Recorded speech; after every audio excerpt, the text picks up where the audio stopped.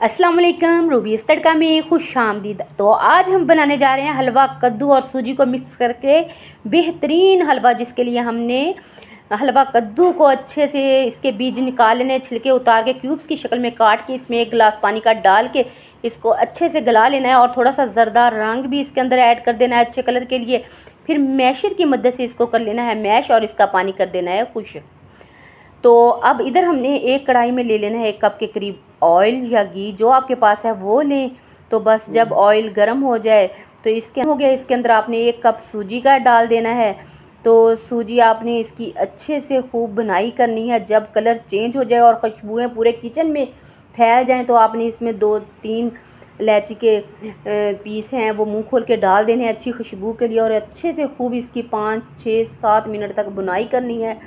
तो फिर 1 कप जब खुशबुएं आने लग जाएं, उसका कलर चेंज हो जाए सूजी का, तो आपने 1 कप चीनी का डाल देना। जितनी आपने सूजी लेनी है ना उतनी ही आपने चीनी डाल देनी है।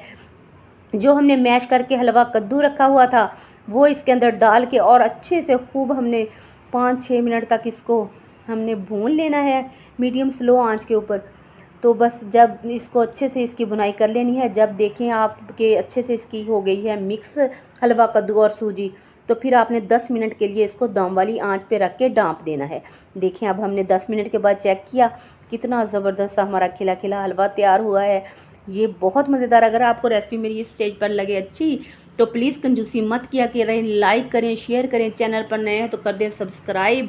और आपने इसको खूब रिच बनाने के लिए इसमें बादाम, पिस्ते, सौगी, नारियल, जो कुछ भी आपके पास मौजूद है बस वो इसके ऊपर डालते जाएं और खाएं और घर वालों को भी खिलाएं और मज़ेदार सा हलवा बनाएं। और इसमें आपने मेरे चैनल पर नए हैं तो सब्सक्राइब ज़रूर करना है और मेरी वीडियो को लाइक करना है, शेयर करना है।